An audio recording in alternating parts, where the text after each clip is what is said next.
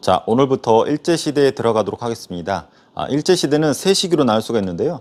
첫 번째 시기는 우리 헌병, 일본의 헌병이 통치하는 헌병 경찰 통치기라고 합니다. 무단 통치기라고도 하죠. 두 번째 시기는 문화 통치기, 네, 세 번째 민족 말살 통치기. 그래서 일제시대는 크게 세 시기로 나눌 수 있습니다. 우리나라가 1910년 8월 29일 경술국치 배웠었죠. 경술국치 때 나라가 망하게 됐는데 그때부터 1919년 3.1운동 때까지를 1기 헌병 경찰 통치기라고 합니다. 헌병 경찰 통치기의 큰 특징은 상당히 억압적인 분위기였다라는 거예요. 일본이 조선 총독부를 건립을 하고 이 조선 총독부를 통해서 우리나라를 통치하게 되는데 이 우리나라를 통치하는 사람이 조선 총독이에요. 일왕 이외에는 그 누구의 명령도 받지 않고 우리나라를 무자비하게 통치를 했는데 일제시대 끝날 때까지 일본의 군인들이 와서 통치를 했었습니다. 그들이 총독부를 건립을 했는데 일부러 우리나라 경복궁 있죠? 대원군이 만들어서 경복궁을 뒤로 밀어내고 그 딱 정문 앞에다가 조선 총독부를 건립을 합니다. 그래서 위에서 이렇게 쳐다보면은 날일자 있죠? 일본 할 때 날일자. 위에서 보면은 날일자를 형상화한 일본의 조선 총독부를 건립을 해서 거기서 무자비한 통치를 하기 시작합니다. 참고로 이 조선 총독부는 나중에 우리 김영삼 대통령 때 역사 바로 세우기 차원으로 폭파시켜 버리죠. 그리고 이때 큰 특징은 헌병들이 우리나라를 통치를 합니다. 우리 보통 도둑질을 하거나 범죄를 저질렀을 때 우리 지금 보통 경찰들이 이제 통치를 하잖아요. 근데 이때는 헌병들이 와서 통치를 해요. 헌병은 여러분들 나중에 군대 가면 느끼겠지만 군인 경찰이에요.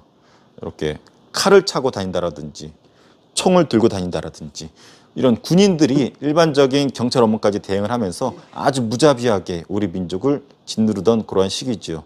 요들은 즉결 처분권이라 해가지고 재판 없이 그 자리에서 처벌도 가능하고 감옥에 넣을 수도 있었어요. 이것을 즉결 처분권이라 하고, 그리고 가부기역 때 사라졌었던 태형을 부활시켜요. 여기 아마 자료 화면 나갈 것 같은데 십자가 형틀이 있죠. 십자가 형틀에 눕혀놓고 엉덩이를 까서 곤장이라고 그러죠. 곤장으로 쳐서 사람들한테 벌 주는 거였는데 이것이 가혹하다고 해서 가부기역 때 사라졌었어요.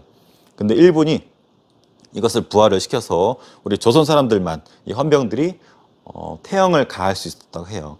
태형. 상당히 가혹한 형벌이었는데 일부러 이것을 단단한 나무로 이렇게 만들어서 금박을 받기도 했고, 이렇게 치면은 살점이 떨어져 나가기도 하고 정상적으로는 걸어서 나올 수 없었다고 해요. 그래서 상당히 공포스러운 분위기를 자아내면서 우리나라를 통치했던 것이 이 태형을 통한, 또 즉결 처분권을 통한 일본 헌병 경찰이었었죠. 심지어는 선생님 같은 교사들, 일제시대 교사들이 칼차 다녔어요. 얼마나 공포스러운 분위기였었겠어요. 학생 시절 때부터 이런 공포스러운 분위기 속에서 자란 학생들은 일제에 대해서 상당히 무서워했겠죠. 지금은 옛날에는 뭐 애기들 울면은 호랑이 나온다 이렇게 겁을 주기도 했었는데, 이때는 일본 순사 온다고 이렇게 겁을 주면은 뚝 울음을 멈췄었다고 하죠. 이때 순사가 헌병들. 그래서 이때는 선생님들이 제복을 입고 또 칼을 차고 이런, 선생님들도 공포스러운 분위기로 이렇게 다녔었다고 해요. 뭐 상상을 해보세요. 이때 뭐 잠들 수 있었겠어요? 그냥 칼침 날아가는 거죠. 상당히 무서운 시기였었고, 그리고 이때 저항을 하게 되면은 일본이 서대문 형무소 들어봤죠. 우리 이제 독립운동을 하거나 일제에 저항하는 사람들은 서대문 형무소에 이렇게 가둬놓고 고문도 하고 억압을 했었다고 하지요. 또 경제적으로는 이 시기에 우리나라의 토지조사 사업이라는 걸 실시를 합니다. 토지가 어디인지 조사를 해서 헐값으로 일본이 가져가거나 신고되지 않은 토지는 가져가는데, 이때 우리 한국 사람들이 일부러 거절을 해요. 신고를 절차도 번거롭고 일제가 하는 것이라 해가지고 거절도 하고, 또 소유가 불분명한 이런 땅들이 있는데 소유가 불분명하기 때문에 누가 신고를 하기가 좀 애매해요. 이런 것들을 일본이 싹 가지고 가요. 그리고 일본인들한테 우리나라에 넘어올 수 있도록 헐값으로 그것을 넘겼죠. 그 역할을 했던 것이 동양척식 주식회사입니다. 그래서 일기 때 건물은 두 가지가 크게 유명한데 조선총독부랑 동양척식 주식회사예요. 그래서 나중에 의열단 배우겠지만 총독부랑 동양척식 주식회사에 폭탄을 던지는 우리의 영웅들도 있죠. 이것이 우리 일기 무단 통치기의 큰 특징이니까 꼭 기억을 해두세요. 자, 이번 주는 두 번째 통치기, 문화 통치기에 대해서 배워보도록 할게요.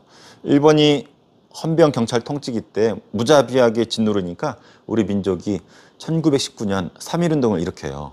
일본이 전민족 이렇게 저항을 하니까 일본도 깜짝 놀라죠. 그래서 통치 방식을 바꿉니다. 그것이 문화 통치기예요. 문화적으로 통치해주겠다. 하지만 악랄한 거짓말이었어요.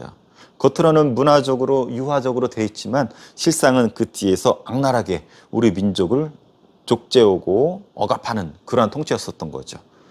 이때 일본이 목적했던 것은 우리 민족을 이간질시키고 친일파를 양성하는 거였는데 이 시기에 친일파가 많이 나옵니다. 일단 겉으로는 일본이 보통 경찰제를 실시하겠다고 해요.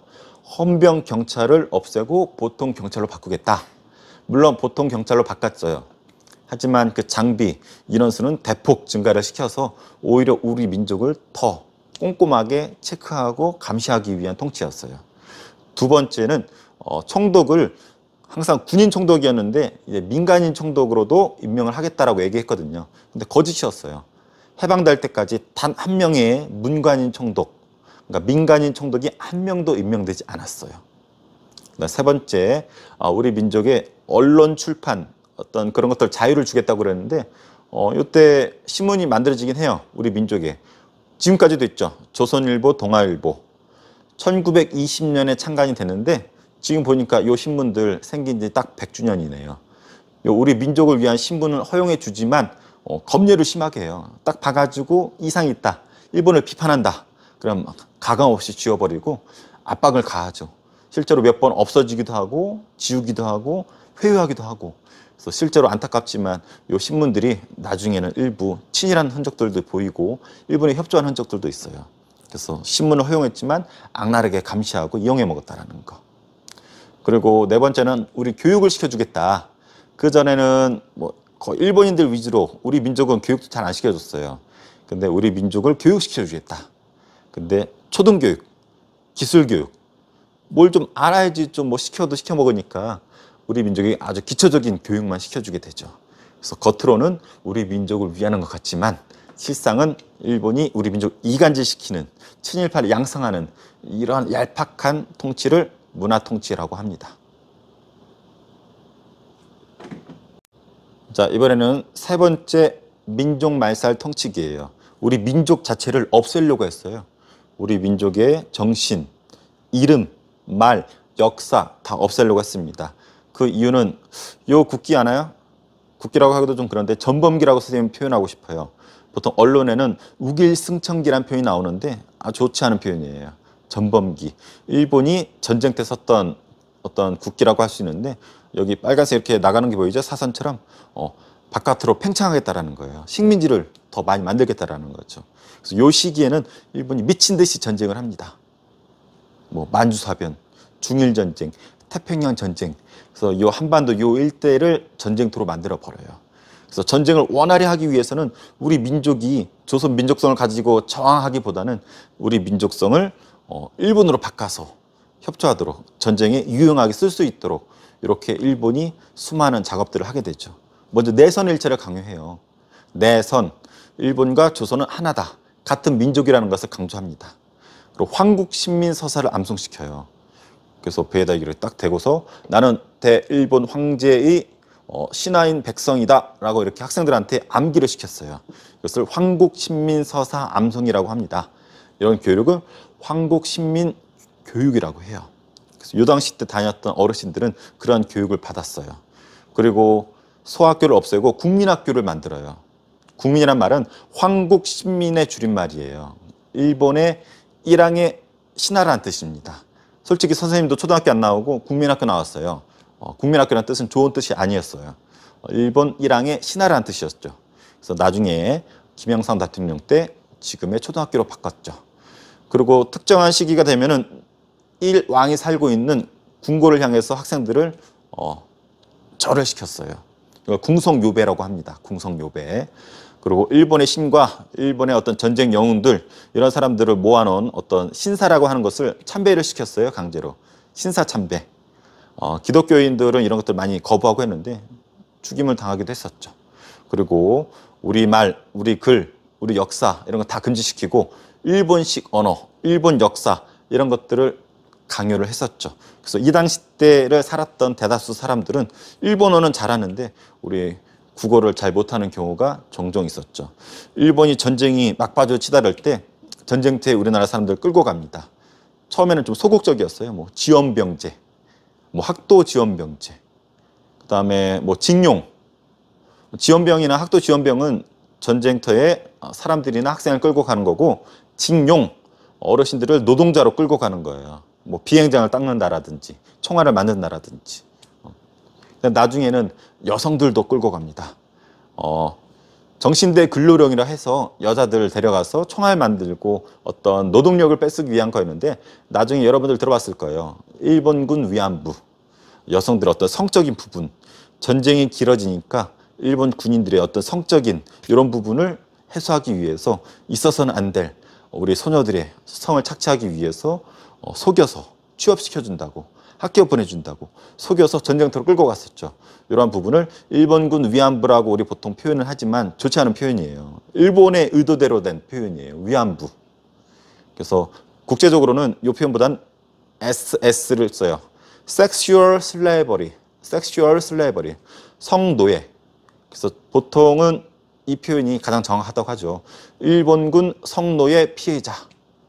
좀 성노예란 표현이 좀 어감이 그럴 수 있어도 실제 그들의 삶을 보면은 성노예 뭐 맞지 않다고 할 수가 없어요. 일본군 성노예 피해자라는 표현이 정확합니다. 근데 우리가 워낙 입에 있기 때문에 일본군 성노예라기보다는 일본군 위안부라 표현을 하는데 좋지 않은 표현이에요. 선생님은 여기 이제 수요 집회 들어봤나요? 김학순 할머니가 90년대 초반 때 이런 위안부 할머니들에 대해서 증언을 처음 하고 나서 그거에 대해서 이제 폭로가 시작되고 지금까지 일본 대사관 앞에서 수요 집회라는 게 매주 수요일마다 일본의 사과랑 배상을 요구하는 집회가 벌어지고 있는데, 선생님도 거기 참석을 했었고 거기 1000회 기념을 맞아서 소녀상도 만들었었죠. 그래서 우리 보령에도 소녀상이 있는데 그러한 부분 선생님 나중에 수업 때 자세히 소개하도록 하겠습니다. 그리고 전쟁 때 쓰기 위한 금속, 가축, 쌀, 공출 이런 것들이 이뤄지던 시기, 이런 것들이 3기 민족 말살 통치기니까 나중에 자세히 선생님이 소개하도록 하겠습니다. 안녕.